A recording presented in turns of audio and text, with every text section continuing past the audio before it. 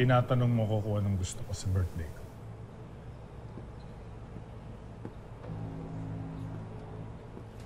Siya. Siya ang gusto ko.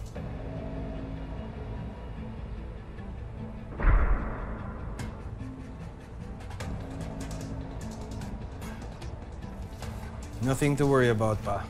Alam mo naman na walang taong hindi ko kaya hanapin, di ba?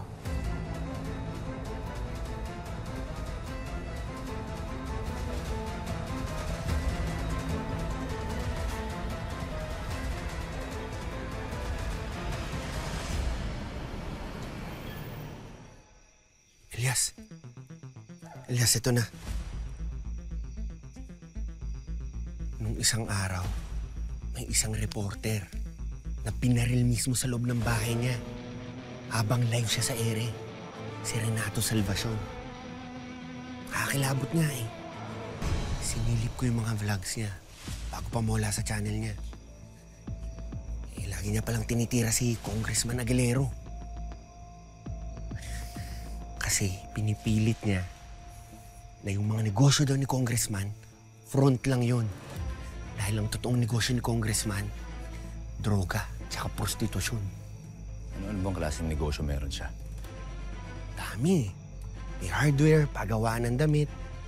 Pero yung pinaka-pinupunteriya ni Renato, yung bulaluhan ni Congressman. Matagal na yung negosyo ni Congressman. 20 years na nga ata eh. Pero ang kwento kasi, hindi lang daw bulalo binibenta doon. Pati mga babae.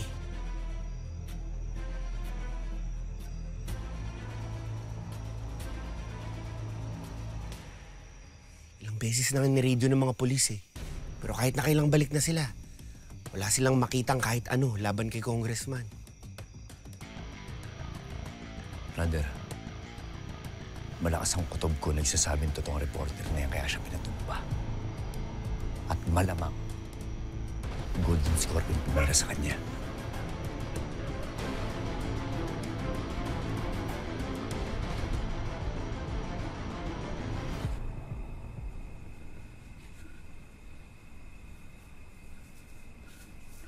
Oh. Ano to, ate? Binili ko. Pero, para-parehas tayo. Tignan mo. Ganda, di ba? Inagahan ko na. Para hindi ka na umasa sa Pasko. Hindi pa naman Pasko, ate. May regalo ka na sa akin. Siyempre, joke lang. Ikaw naman, alam mo naman, wala tayong masyadong budget. Kaya pagpasensyahan mo na yan, ha? Ano ka ba, ate? Masaya na ako dito. Salamat, ate, ha? Alam mo, ate, sa tuwing makikita ko to, naalala ko na meron akong ate na sobrang mahal ako. At walang ibang gusto kundi maging maganda yung kinabukasan mo. Kaya alam mo, proud ako sa'yo. Kaya nakikita ko na pinagbubutihan mo yung pag-aaral mo. Magtsatsaga ako, ate. Pero nahihirapan talaga ako, eh.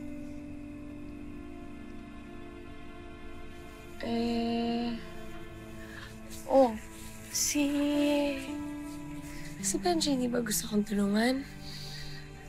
Baka kapag natulungan ka dyan, mas maging madali na para sa'yo. Ayoko to na, ate. Ayokong ipilit yung sarili ko sa taong ayaw naman sa akin. Ay, sus naman. Tingnan mo to, oh. Pareho nga tayo. Huwag kasing tigas ng ulo. Dahil, tandaan mo, Pasko ngayon. Ito na yung panahon para magpatawad. Mahirap na yung meron kong kasamaan ng loob. Pero ate, masakit talaga yung mga sinabi niya sa akin noon eh. Oh. Pero, hindi ba ikaw na rin nagsabi sa akin na yung mga kaibigan ni Benji parang nagtitripan siya? Sabi rin ni Lolo Sito na wala rin siya masyadong mga kaibigan. Kaya mo naman bumawi na yan. Baka nahirapan lang din siya sa school noon. Kaya nasabi niya sa'yo yung mga masasakit na salitang yun. Pero ngayon, sa pagbabawi niya, may kita mo mabuti siyang tao. Kamali lang.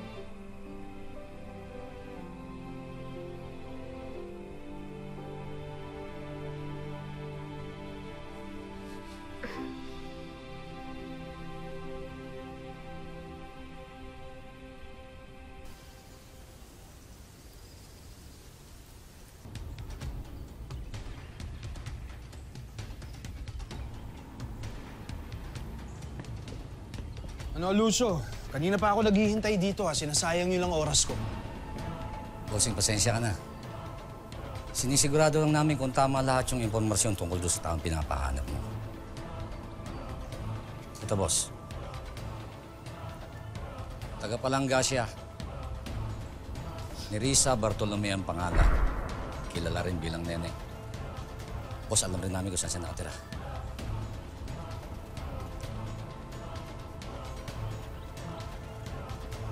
Si Black Rider, anong balita sa kanya? Saan ang lungga niya? Di ba toka niyo rin yun? Boss, madalas talaga si Black Rider eh. Sinuyod na namin ang buong Maynila pero daig pa ang daga. Mahirap talaga mahanap. Napakatanga niyo naman kung ganun. Boss, bigyan niyo pa kami ng konting panahon. Gagawin namin lahat, hahanapin namin siya. Alam mo, puro panahon na lang ang hinihingi ninyo eh. Alam mo, kung ako lang ang pinaghihintay ninyo, walang kaso. Pero si Calvin ang naghihintay. Alam niyo naman ugali nun, di ba? Ano na lang mangyayari pagka magtanong siya, wala akong mabigay, mapapahiya ako? Bossing, di naman madaling pinapagawa niya eh. Kaya ginagawa naman po namin lahat eh. Sasagot ka pa? Sagot ka pa? Sagot ka pa? Kung ginawa niyo lahat, dapat mahanap niyo na siya. Alam mo, hindi na ako sa'yo, hayop ka eh. Dapat mamatay ka na eh. Mamatay ka na, di ba? Dapat matagal ka nang namatay eh. Mamatay ka na!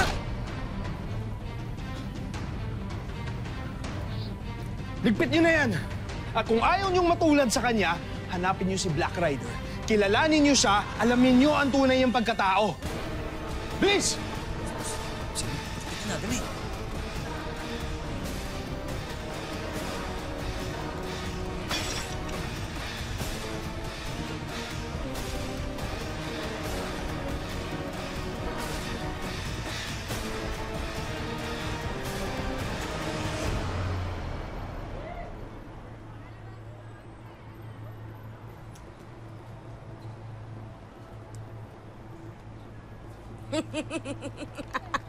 Oh, tong eats, 2 hits. Oh, nga naman pag sineswerte ka talaga, oh.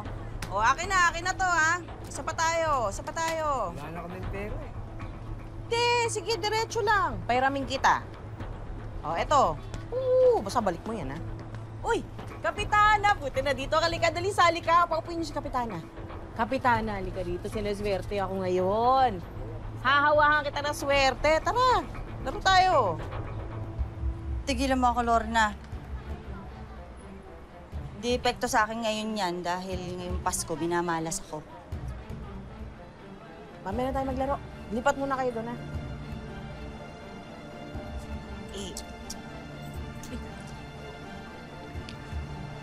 Bakit ba? Ano bang nangyari? Wala pa rin yung pera ng barangay eh. Inuna yun sa City Hall. Pamaskong handog ba yun sa mahihirap? Kapitana, paano yun? Di ba nangako ka sa akin na tutulungan mo ko pampiyansa ni Hector pag dumating na yung pondo ng barangay?